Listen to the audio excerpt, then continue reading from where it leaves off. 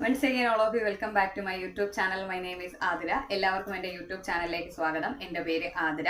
So today we are going to wind up the first chapter of class 10. The last topic, corrosion and rancidity.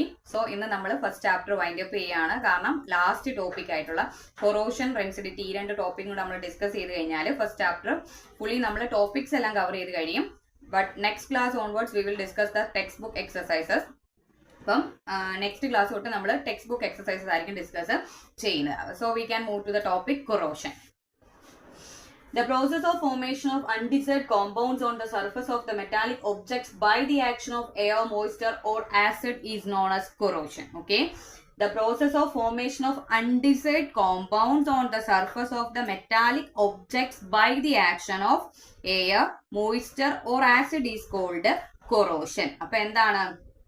എയറിന്റെയോ മോയിസ്ചറിന്റെയോ ആസിഡിന്റെയോ ഒരു process മൂലം metallic സർഫസിൽ ഉണ്ടാകുന്ന undecided കോമ്പൗണ്ട്സിനെയാണ് നമ്മൾ എന്തെന്ന് പറയുന്നത്? Corrosion എന്ന് പറയുന്നത്. നമ്മളത് അയണിന്റെ കാര്യത്തിലായി നമ്മൾ അതിനെ എന്തെന്ന് പറയും? റസ്റ്റിംഗ്, തുരുമ്പെടുത്ത് പോവുക എന്നൊക്കെ പറയില്ലേ. കോപ്പറിലാണെങ്കിൽ നമ്മൾ പറയും ക്ലാവ് പിടിച്ച് എന്ന് പറയുന്നത് എല്ലാം ഏത് പ്രോസസ് ആണ്? കൊറോഷൻ മീൻസ് അതിന്റെ ആ ഒരു ഫ്രഷ്ലി അല്ലെങ്കിൽ ന്യൂലി സർഫസിന് ഉണ്ടാകുന്ന അഗ്ലി നേച്ചറിനെ നമ്മൾ എന്തെന്ന് പറയുന്നത്? കൊറോഷൻ എന്ന് പറയുന്നത്. അത് അയണിന്റെ കേസിലാണെങ്കിൽ നമ്മൾ അതിനെ എന്തെന്ന് പറയും?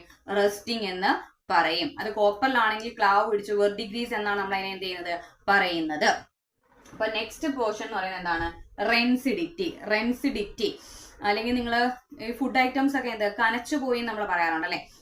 നമ്മൾ അതിനകത്ത് തിന്നു കഴിയുമ്പോൾ ആ എണ്ണ ഒരുമാതിരി വല്ലാത്തൊരു ടേസ്റ്റിൽ എന്തുണ്ടാവുന്നു? ചേഞ്ച് ഉണ്ട്. ആ ഒരു പ്രോസസ്സിനെ നമ്മൾ എന്താന്ന് പറയുന്നത്? റെൻസിഡിറ്റി എന്ന് പറയുന്നത്. Development of unpleasant taste and smell in fatty and oily food due to oxidation is called rancidity. അപ്പൊ ഫുഡ് മെറ്റീരിയൽസിന് ടേസ്റ്റിലും സ്മെല്ലിലും ഉണ്ടാകുന്ന ആ ഒരു മാറ്റം അത് എന്ത് മൂലമാണ്? ഓക്സിഡേഷൻ മൂലമാണ് അത് സംഭവിക്കുന്നത്. അങ്ങനെയാണെങ്കിൽ നമ്മൾ അതിനെ എന്തെന്ന് പറയുന്നു?